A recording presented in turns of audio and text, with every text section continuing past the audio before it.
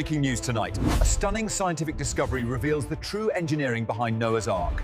New evidence details every aspect of its construction. Noah's Ark has fascinated the world for thousands of years, but how could one man build a massive vessel big enough to survive a global flood with just ancient tools? Is looking for evidence of a giant flood. So the Ark is a giant ship. It's designed to survive this cataclysmic flood that's about to cover the Earth. God gives Noah extremely detailed instructions on how to build this Ark. Modern science, archaeology, and engineering now give us a clearer picture.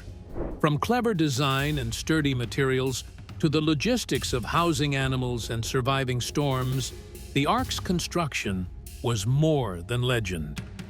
Let's dive into the fascinating details, separating myth from method, and revealing how ingenuity might have turned a biblical story into a practical marvel. The design, dimensions, geometry, and structural genius. Noah's Ark is famous for its size. How big was Noah's Ark? The Bible tells us in Genesis 6:15 that God told Noah the length of the ark would be 300 cubits, its width 50 cubits, and its height 30 cubits.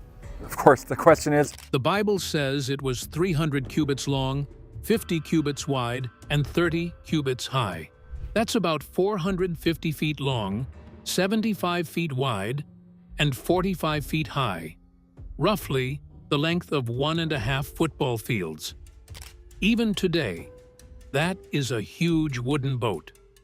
For an ancient builder, it would have been an enormous challenge.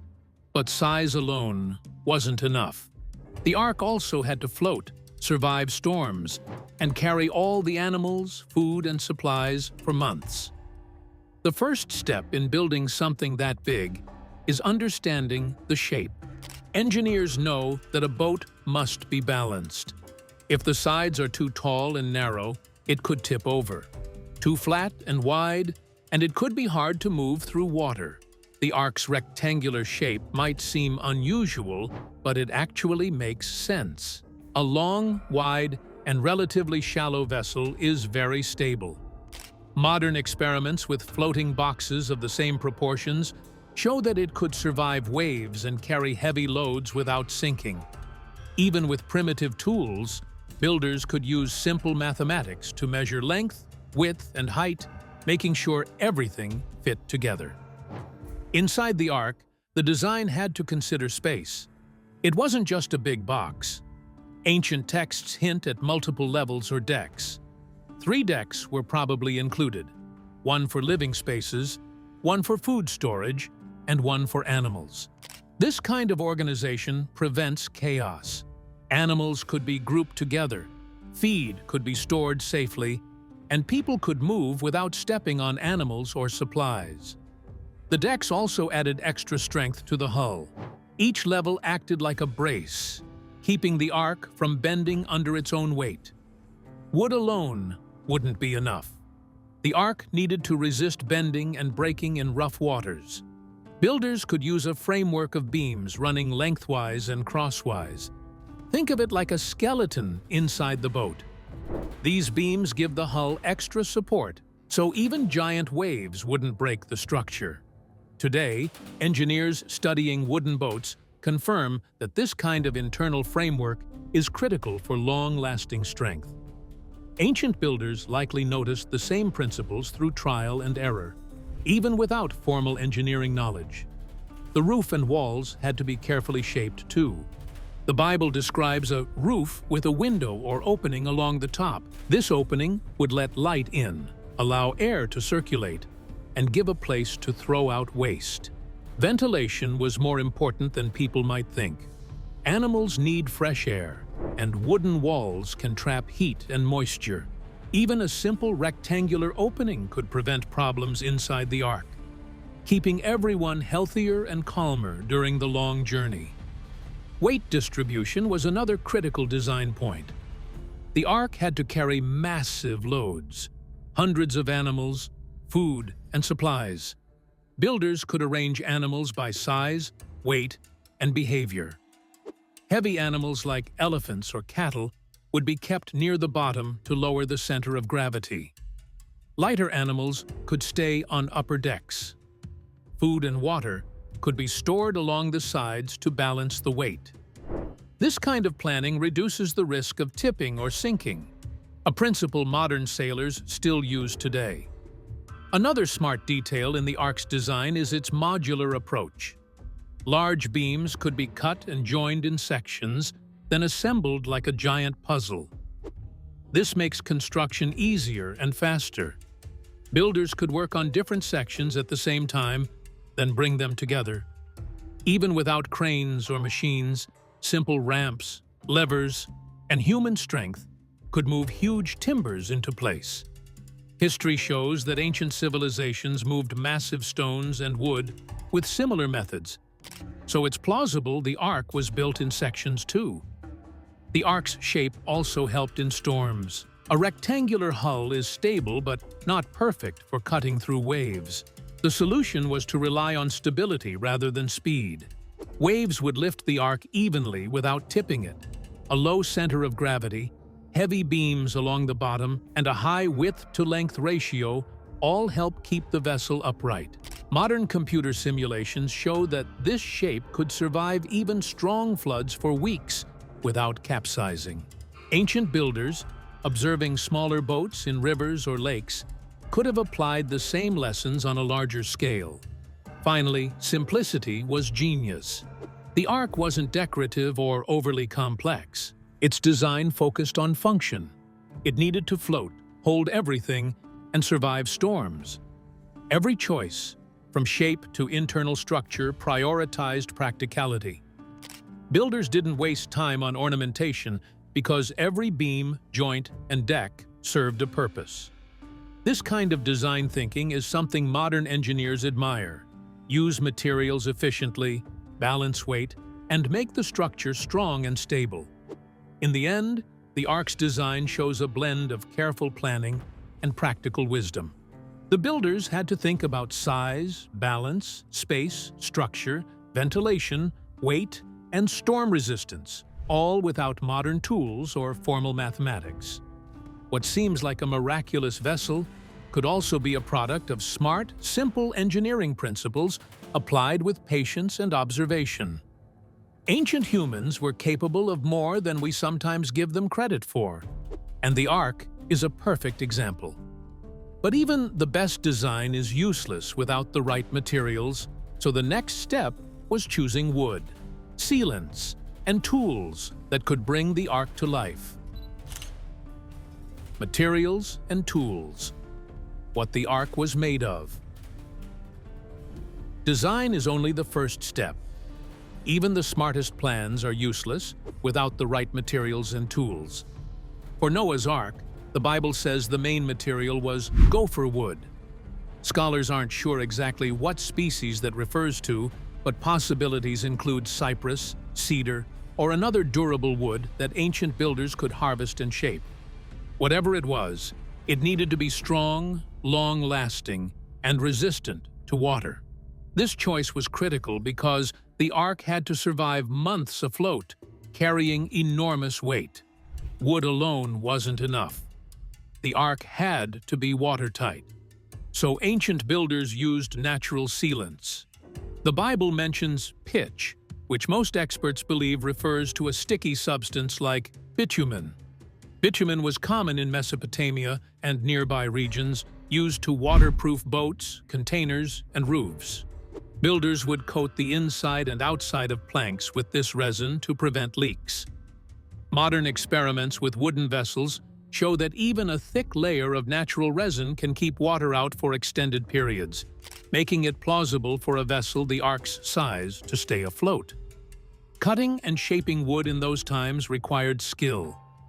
Noah would have relied on simple tools: axes, adzes, chisels, and saws. These tools were basic, but in skilled hands, they could create large, straight beams. Ancient civilizations like the Egyptians and Mesopotamians moved and shaped massive timber using similar equipment. For a project like the ark, builders would need long planks for the hull, thick beams for the skeleton, and shorter pieces for decks, walls, and partitions. Each cut had to be precise because a poorly fitted plank could lead to leaks or structural weakness. Fastening the wood presented another challenge. Modern nails weren't widely available in ancient times, and metal was expensive. Builders likely used wooden pegs, mortise and tenon joints, and ropes to secure beams. These techniques have been proven effective in historical shipbuilding. A peg driven tightly into a pre-cut hole reinforced with rope or resin can hold massive weight. Combining these methods allowed for a strong structure without relying heavily on rare or expensive materials. Sourcing all this material would have been a massive task. To build the ark, Noah needed hundreds of large trees. They had to be felled, trimmed, and transported to the construction site. In an ancient context, logs could be moved using rollers, sleds, or simple rafts on rivers. Labor would have been physically demanding, but not impossible. Communities in Mesopotamia moved large stones for temples and pyramids, so moving timber for the ark was achievable with determination and ingenuity. The arrangement of materials also mattered. Builders could pre-cut beams and planks to specific lengths and widths, then assemble them like pieces of a giant puzzle. Large beams could form the keel, the backbone of the ark, while long planks created the sides and bottom. Cross beams would reinforce the hull, acting like a skeleton to prevent bending or collapse. Smaller planks and boards filled in decks, walls, and partitions. By organizing materials in advance, Noah could streamline construction and reduce errors. Waterproofing wasn't just about pitch. The fit between planks mattered. Builders needed tight seams, slightly overlapped in a method similar to modern boat building. Combined with resin, this ensured minimal water seepage. The ark's massive size actually helped in this regard. A bigger hull distributes pressure more evenly, making it harder for small gaps to cause significant leaks. Ancient builders might have tested sections in shallow water before completing the entire ark, correcting any weak spots. Finally, safety and durability influenced material choices. Wood exposed to constant water can warp or rot, so selecting the right species and seasoning it carefully was essential. Hardwoods resist wear, while resin coatings protect against moisture. Builders also had to account for stress points like corners, joints, and areas carrying heavy loads such as animals or stored food. Using stronger wood in these areas reduced the risk of structural failure. Even today, engineers emphasize these same principles when constructing wooden boats and buildings. In short, the ark wasn't made from exotic or impossible materials. It relied on what was available in the ancient world: strong wood, sticky natural resins, simple but effective tools, and careful planning. What made it remarkable wasn't magic. It was skill, knowledge, and attention to detail. Noah had to combine intuition, observation, and the techniques passed down over generations to create a vessel that could survive enormous weight and turbulent waters. With materials gathered and tools ready, the real challenge began. Assembling the ark piece by piece, turning timber and resin into a floating fortress capable of surviving the flood. Step-by-step construction process. Building Noah's Ark was not a small task. Even with the right design, materials, and tools, turning hundreds of massive beams into a single floating structure would have been a huge challenge. But ancient builders had methods for tackling big projects. They combined planning, teamwork, and clever techniques to transform raw wood and resin into a stable, seaworthy vessel. The first step in construction was laying the keel, the backbone of the ark. The keel runs along the bottom of the boat, providing stability and strength. It's the main support for the entire hull, so it needed to be straight, strong, and well-positioned. Builders would have used the longest and strongest beams available, carefully shaping them with axes and saws. Once in place, the keel became a reference point for the rest of the ark. Every plank, beam, and crosspiece was aligned with it, ensuring that the final structure stayed even and balanced. Next came the hull, the body of the ark. Large planks were attached to the keel, forming the bottom and sides. Builders could use wooden pegs, joints, and resin to hold the planks tightly together. The planks were slightly overlapped, similar to how modern boats are made, to reduce leaks. Cross beams were added inside the hull to act as a skeleton, reinforcing the structure and preventing it from bending or collapsing under weight. The hull's construction had to be precise. Any weak point could lead to serious problems once the ark was afloat. Scaffolding and ramps were essential for handling heavy timber. Without modern cranes, builders relied on human strength, levers, and simple machines. Ramps allowed workers to drag large beams into place gradually. Pulleys and ropes could lift smaller sections of wood, while teams of people pushed, pulled, and guided the beams. These techniques were used in ancient civilizations to construct temples, pyramids, and ships, proving that large-scale construction was possible even with simple tools. As the hull grew taller, the builders added the decks. The ark likely had 3 levels, one for living spaces, one for animals, and one for food and supplies. Decks were built with thick planks supported by cross beams, creating flat, stable surfaces. The decks also reinforced the hull, acting like braces to hold the ark's sides upright. This method prevented the structure from twisting or bending in rough waters. Builders had to carefully measure and align each deck, because even a small error could create imbalance. Openings for ventilation and light were added during construction. The Bible mentions a window along the roof. This feature was important. It allowed air to circulate, helped remove waste, and gave light to the interior.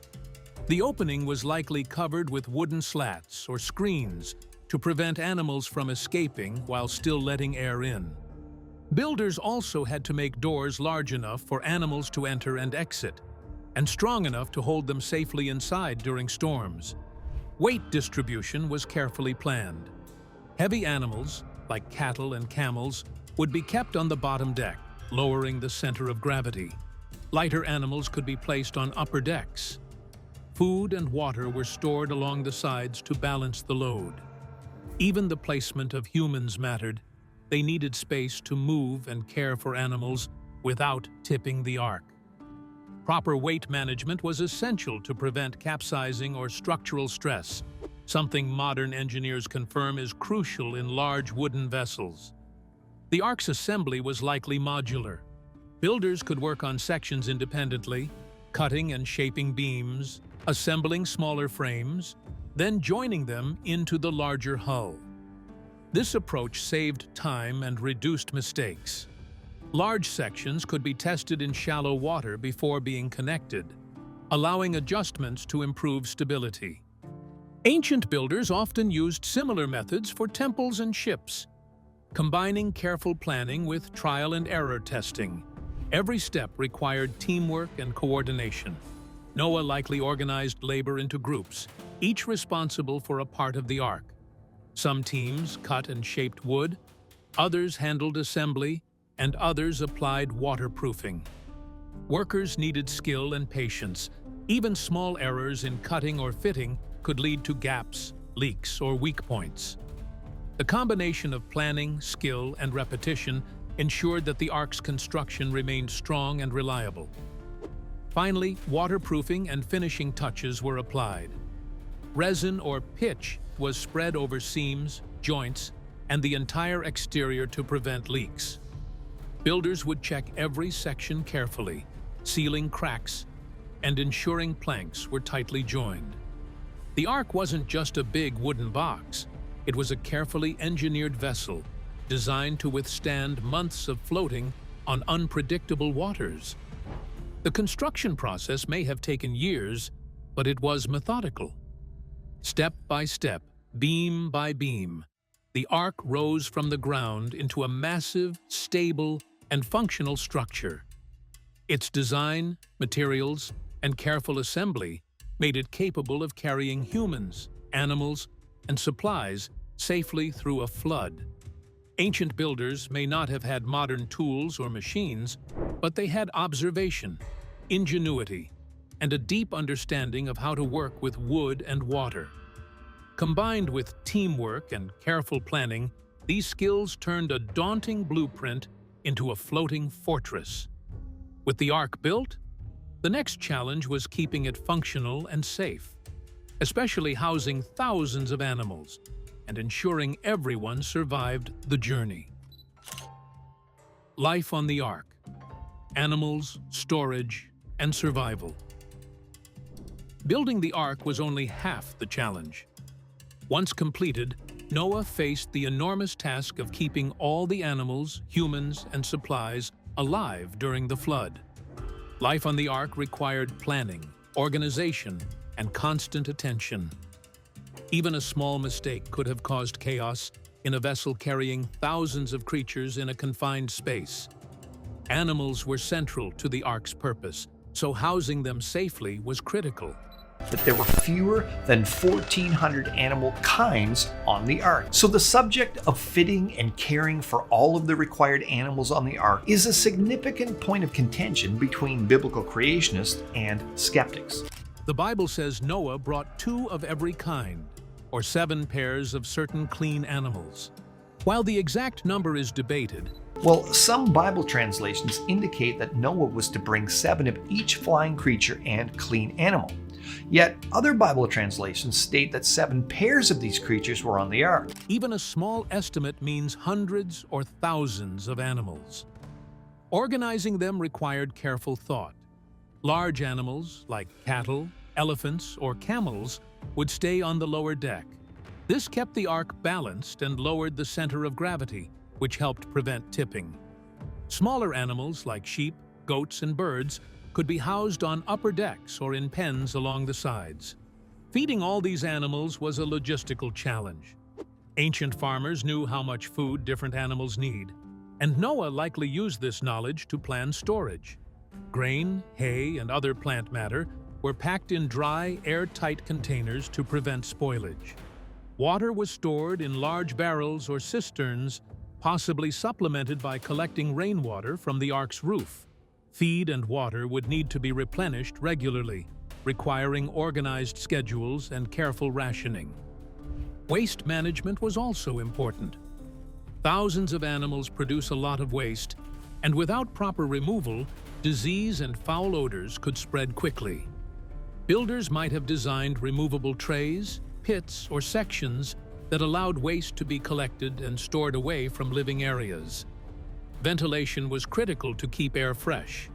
The ark's long roof opening or window allowed air to circulate, reducing heat, moisture, and ammonia buildup from animal waste. Animals and humans alike needed clean air to stay healthy during the journey. Noah and his family had their own living space. Separated from the animals, they would have needed beds, storage for food and tools, and space to care for the animals. The Bible mentions Noah and his family tending the animals and managing supplies, which suggests daily routines and schedules were essential.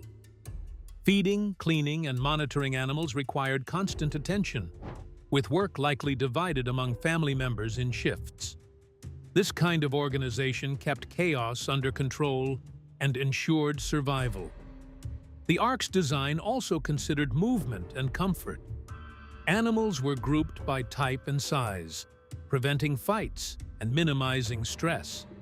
Smaller animals could be housed in pens or cages, while larger animals had open stalls with room to lie down and move. Floors may have been lined with straw or other materials for comfort and insulation. Even small details like spacing and bedding mattered for health and morale. Food storage for humans was another challenge. Noah and his family needed long-lasting, non-perishable food to survive the flood. Grains, dried fruits, nuts, and preserved meats could last for months if stored properly. Containers were sealed and organized, and supplies were divided by type and use. By planning carefully, they minimized waste and ensured that everyone had enough to eat until the floodwaters receded. Water supply was equally crucial. Humans need much less than animals, but water had to remain clean. Barrels or cisterns may have been regularly checked and topped up with rainwater from the ark's roof. Simple filtration using cloth or sand could have been enough to remove debris. Proper water management prevented dehydration and helped maintain hygiene, which was especially important in a crowded, confined space. Even storms had to be considered. The ark's size, shape, and weight distribution helped it survive rough waters, but inside, the animals and humans needed protection. Strong pens and partitions prevented animals from injuring each other, while sturdy beams and walls kept everything in place.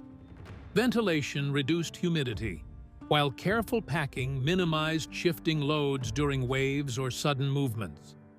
Every detail mattered for survival.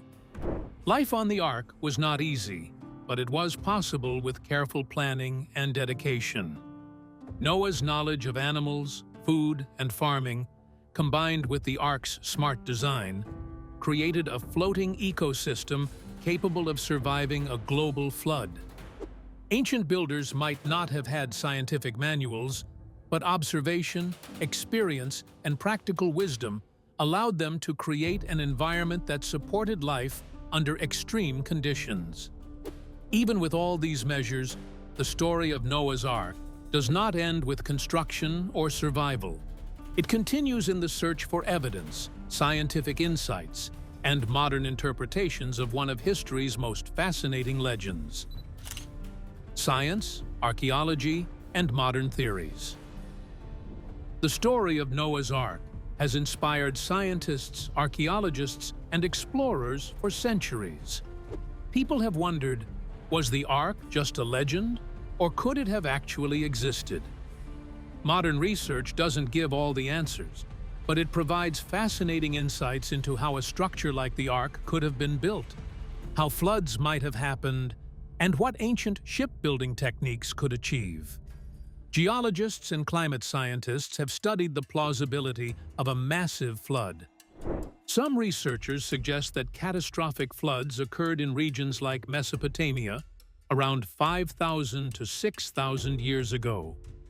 Rising rivers, heavy rains, and natural disasters could have caused widespread flooding in the area. These events might have inspired the Ark story. While no evidence points to a global flood, regional floods could explain why the tale was preserved and passed down for generations. Archaeologists have searched for physical evidence of the Ark, particularly around Mount Ararat in modern Turkey. Expeditions have reported unusual rock formations and large boat-like structures. Some of these could be natural, but others appear to show signs of human activity, such as timber-like layers or grid patterns resembling planks. Despite numerous claims, no definitive, verifiable remains of the Ark have been found. Still, these searches highlight the enduring fascination with this legendary vessel. And the measurements of this Ark are quite large. Such a boat of these dimensions was never seen in the ancient world. Modern engineers and naval architects have studied the Ark's design using computer simulations. These models test stability, weight distribution, and flotation. Simulations show that a rectangular wooden structure, like the Ark, could float and remain stable if properly balanced. Engineers calculate that with careful loading of animals and supplies, the Ark could withstand heavy waves and strong currents. This doesn't prove the Ark existed, but it demonstrates that ancient builders could have constructed a functional seaworthy vessel based on the biblical dimensions. Historical shipbuilding provides additional context. Ancient civilizations like the Egyptians, Phoenicians, and Mesopotamians built large wooden boats using techniques similar to those described for the Ark. They used wooden beams, pegs, rope lashings, and waterproof resins. Massive vessels carrying cargo or even people were not impossible in the ancient world. The ark's construction methods are consistent with what we know about early engineering, showing that human skill and ingenuity could produce large, durable ships without modern tools. Some researchers also study the ark's internal organization. Grouping animals, storing food, and managing water would have been challenges, but modern studies suggest it could work. By following principles of weight distribution, ventilation, and care schedules, the ark could function as a floating ecosystem. Even in extreme conditions, careful planning and observation of animal behavior could ensure survival. Scientists and animal experts agree that while it would be difficult, it is not impossible in theory. The story also carries symbolic and moral significance, which modern interpretations often explore alongside scientific inquiry. For many, the ark represents human ingenuity, preparedness, and resilience in the face of natural disasters. Archaeology and science don't diminish the story, they enrich it, showing how ancient people might have turned practical knowledge into legend. Even today, engineers, historians, and storytellers look to the ark as an example of problem-solving on a massive scale. One interesting modern theory involves the flood's logistics. Studies of rainfall, river flow, and potential floodwaters in Mesopotamia suggest that a worldwide flood in the region could have temporarily submerged thousands of square miles. Such a flood would have required Noah to rely on skillful construction, careful animal management, and resource planning. This aligns with what we know about ancient societies. They had the tools and observational knowledge to handle extreme natural events within their environment. There's also the debate about materials. Some theorists have analyzed what gopher wood could be. Ancient cypress or cedar, combined with natural resins, would create a durable, water-resistant vessel. Archaeological findings confirm that Mesopotamian builders used these materials in boats, granaries, and other structures, proving that the ark's described materials were available and practical for construction. Despite centuries of study, the ark remains partly a mystery. Science provides plausible explanations for its design, construction, and survival during floods. Archaeology offers clues about the tools, materials, and ancient methods that could have been used. Engineering models show that the ark's shape and structure could float and remain stable. Flood studies suggest that the story may have a basis in real regional events. Together, these disciplines show that the ark could exist in theory, even if no physical evidence confirms it today. The ark story continues to inspire people worldwide, blending legend and science. It challenges engineers, historians, and scientists to imagine ancient ingenuity at work. It encourages exploration, testing ideas, and understanding how early humans solved massive problems with limited resources. And it shows that combining observation, skill, and planning can turn even the most ambitious vision into something achievable. Whether taken literally or symbolically, the ark demonstrates the power of human creativity, foresight, and survival. A story that continues to teach, inspire, and intrigue generations. But what about the spiritual side? The spiritual side. Spiritually, the question of whether Noah's Ark was physically real often takes a back seat to its deeper meaning. For many faith traditions, the Ark is a symbol of faith, obedience, and God's protection. Noah's unwavering commitment to building the Ark, despite skepticism from his contemporaries, reflects the power of trust in divine guidance. The Ark represents a sanctuary, a place where life is preserved through faith, discipline, and careful stewardship. Whether the Ark existed as a literal vessel or as a story passed down through generations, Its spiritual lessons remain profound. It teaches that preparation, courage, and moral responsibility matter, even in the face of overwhelming circumstances. The animals aboard symbolize the sacredness of all creation and humanity's duty to care for the world around us. The flood can be seen as a cleansing force, reminding people of renewal, humility, and the consequences of straying from righteous paths. For many believers, the Ark transcends historical verification. Its truth is found in the principles it conveys, rather than in timber and nails. It challenges humans to act with integrity, plan wisely, and trust in higher wisdom. Even if science frames the Ark as a hypothetical construct, spirituality frames it as an enduring message that life, faith, and resilience are interconnected, and that divine protection is available for those who act with courage and faith. The Ark's story continues to inspire moral reflection and hope across cultures and generations. Noah's Ark reminds us that faith, courage, and care for life can weather any storm. Comment down your thoughts below and subscribe to explore more stories that inspire and enlighten. Thanks for watching.